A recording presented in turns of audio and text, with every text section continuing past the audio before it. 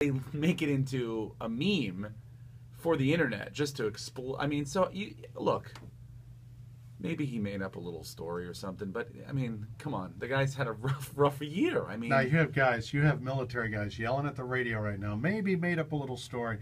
I mean, saying you were shot at in Iraq in 2003 and your helicopter came this close to being vaporized, when in fact you may have been hit with some small arms fire. Certainly, Winston Churchill said, the most exhilarating moment in life is being shot at when they miss, right? Yeah.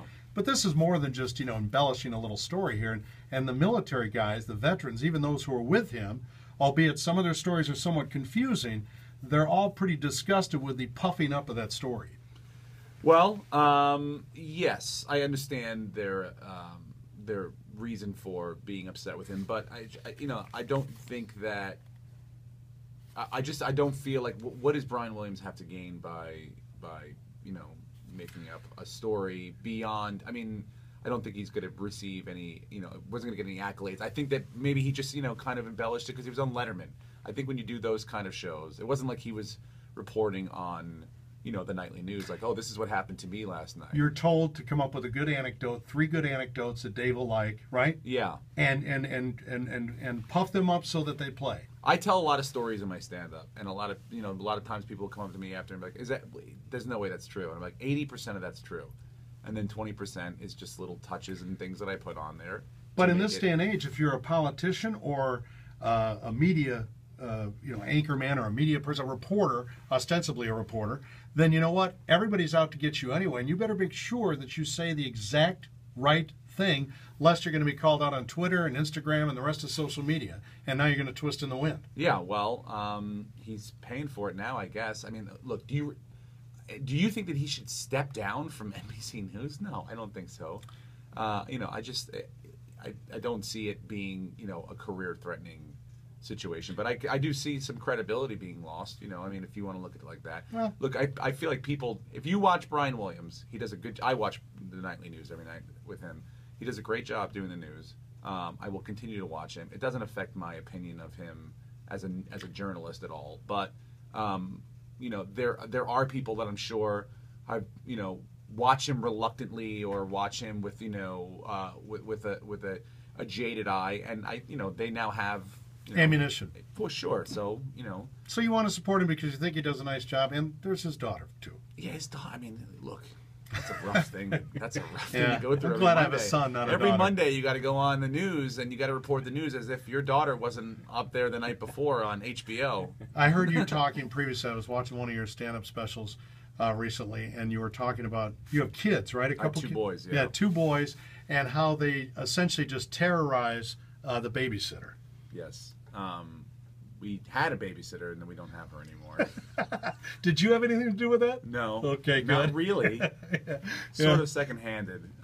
He was younger then. We were potty training him, and he didn't want us to leave, and he took care of himself on the floor. Well, what he in front did of the was he babysitter. expressed his displeasure. Yes. Like a dog, Yes. essentially, right? Yes, and so the babysitter did not stay after that. Or request a huge raise, which you weren't going to provide. Not obviously. going to do it. Steve ran a ZC.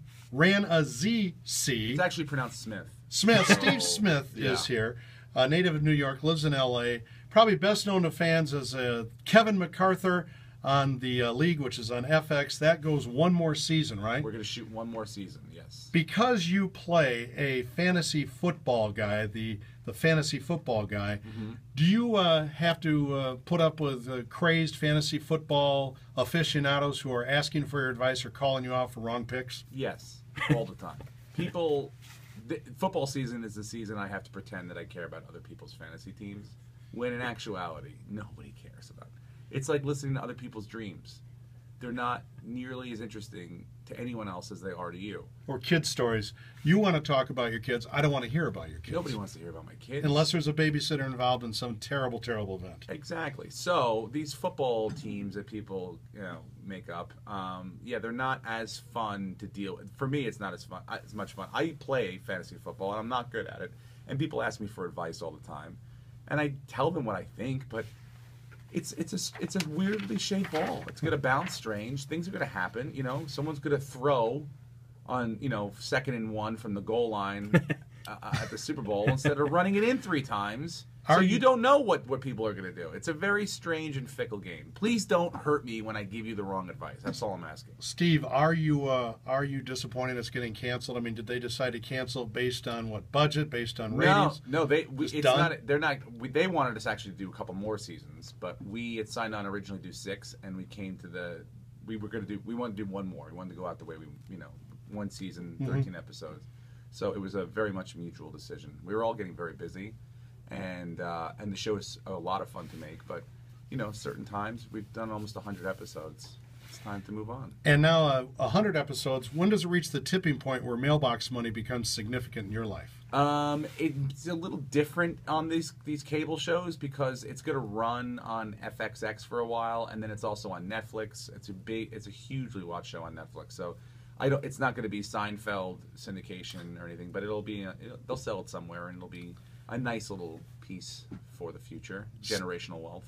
Steve Ranazzi, otherwise again, known it's as pronounced Steve Smith. Smith. Yep, Yes.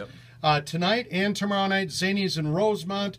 For more information or to purchase the tickets online, visit zanies.com. More with Steve coming up next.